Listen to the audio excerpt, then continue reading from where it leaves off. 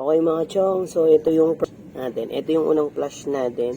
Second, tas third, then fourth. Ito na yung sobrang linaw na. Tapos gumamit tayo ng .4. Basta mga chong, so today's video magpapalit tayo ng brake fluid sa ating motor. Pa-flush out natin lahat ng ating brake fluid. Isa yan sa mga part ng maintenance ng motor para maiwasan ang pagkasira ng ABS natin. Sa ABS motor kasi meron dun siyang brake fluid.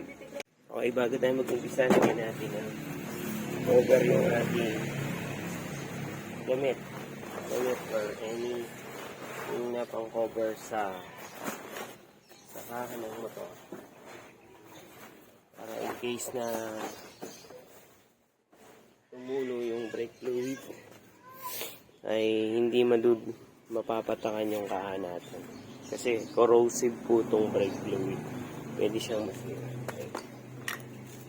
Dito sa cover, kung stock pa to, is screw lang po ang kailangan nyo, Phillips screw. Sa akin, dahil palit na siya ng gold bolts, ay tatanggalin natin.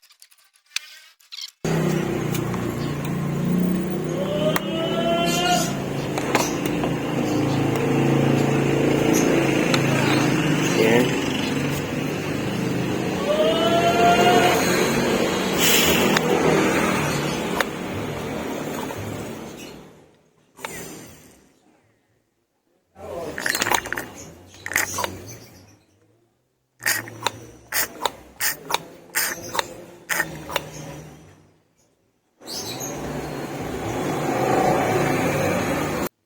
Wala naman kayong gloves, okay lang. Tapos tanggalin natin to.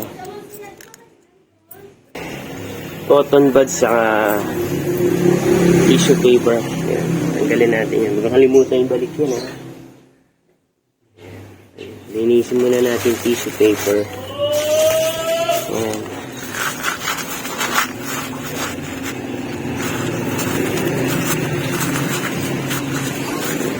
Ayan, dumi oh. Diba?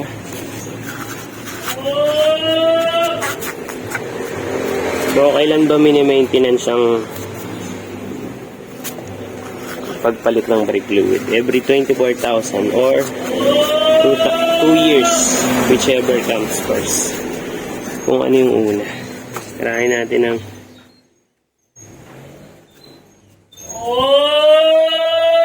yung hindi kayang abutin ng ating tissue paper. O, diba? Dumi. Bilangan. Para yung pupunta sa ABS motor natin, malinis.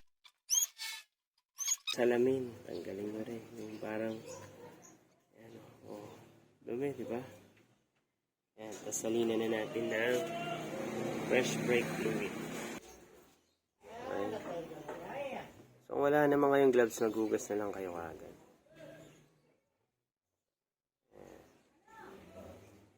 Okay. Ayun. Sa baba naman. Okay, ito. Kahit hindi tanggalin yung pipe. Pero, tatanggalin ko muna yung pipe para mas makita. Mas maliwanag. Tanggalin natin yung cover ng breather bolts at gabi. Ayan. Ayan ulit. Okay. Pipe, bomba. 4 na bomba. Okay. Tapos, lagyan natin counterclockwise. Palayo. Ayan. Ayun, oh. Grabe yung dumi na yan.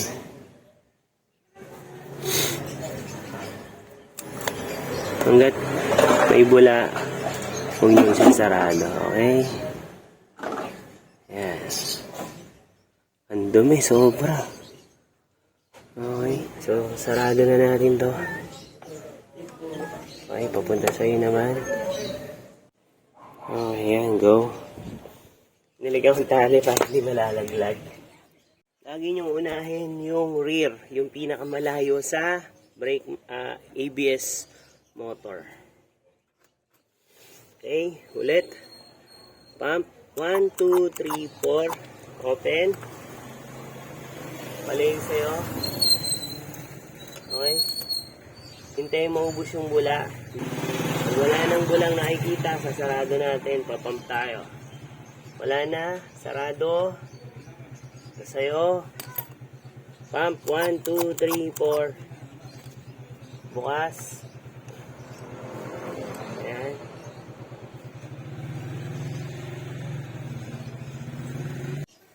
Ayan, malinaw na. Halos puti na yung lumalabas. Ayan, malinaw na siya. Okay. Malinis na ang ating brake system. Okay, sasarado na natin to.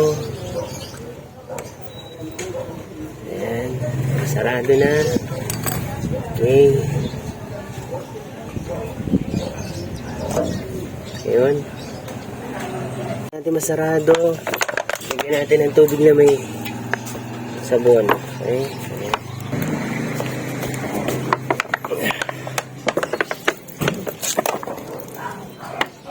Ayun. Tubig na may sabon lang. Ayan. Tapos, nasa natin. Saka natin.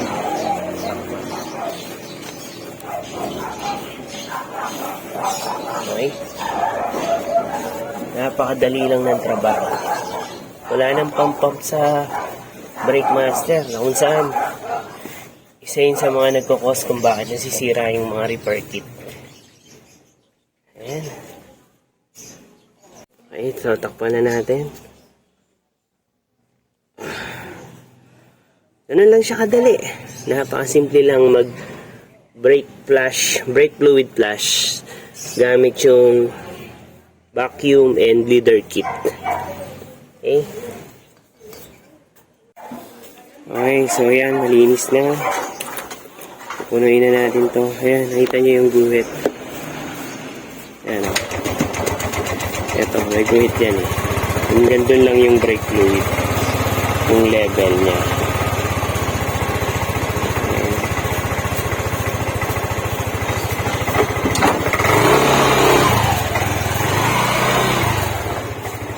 Yun. Okay, ayun. Yun. Balik lang natin. Sure na pinunasan nyo na po ng tissue, toilet paper. Huwag nyo pong babalawan ng tubig kasi baka matutulog yung brake system.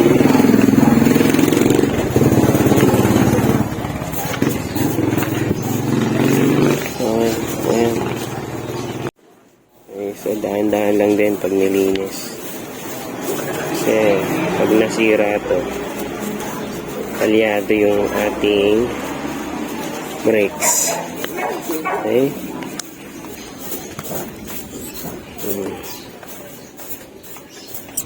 Yun. Yung goma. Yun. Punasan yung mga gilid-gilid. Uy. Malinaw na. Ayun. Yan yung cover. Kasi yan. Yung warning natin. Okay, so nalinis. Okay, kasi yung ibang yayamanin balls, tulad ng nakalagay dito, is wala yung parang bundok o yung nakasakto rito. Kaya parang tatagas yung brake fluid. Ayan o, tumagas siya. Sumisingaw. Kaya maghahanap tayo ng stock. Okay? Yun.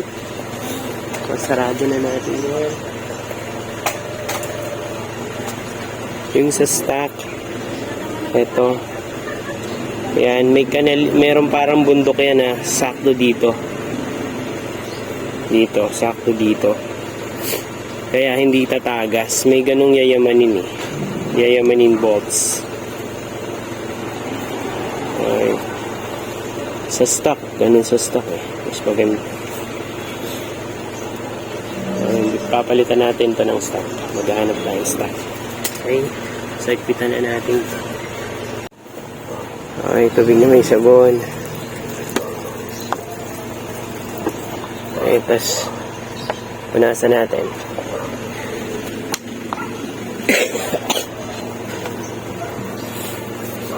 harap naman, ganun Okay, din kung ano yung ayan. ginawa natin. Hindi ko na ito masyadong Diba? pinakita Oh. yung harap kasi same lang din naman ang nasa likod. Sobrang linaw na niya, no? Di ba?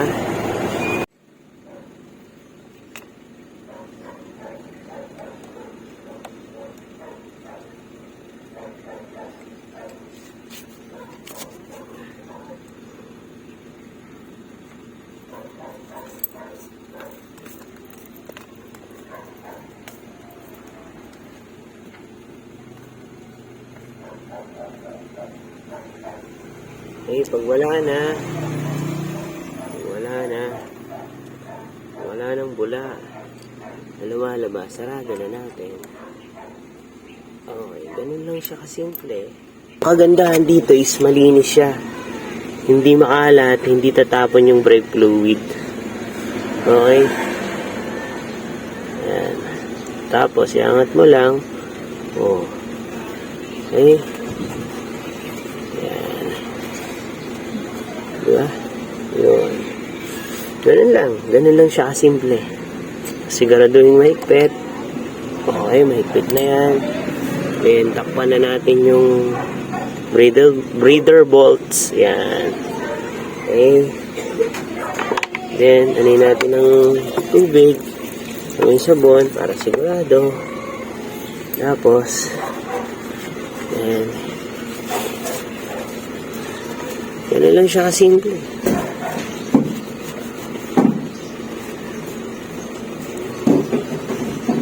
Okay, ganun lang. Okay mga chong, so ito yung natin. Ito yung unang flush natin. Second, tas third, then fourth. Ito na yung sobrang linaw na. Tapos gumamit tayo ng DOT4 na ating brake fluids. Ayan, DOT4. Mas maganda, DOT 5.1. Yun talaga, sobrang tagal nun uminit. Ito naman yung recommended ni Yamaha DOT4.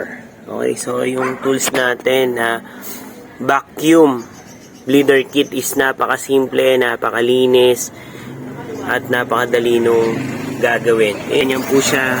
Ganun po kadumi yung brake fluid natin na dumadaloy sa brake system natin. Ito, halos kulay chocolate na. Tapos parang use oil na. Tapos yan, hanggang sa maganda na. Hanggang sa luminaw na yung ating fluid. Yun lang mga chong.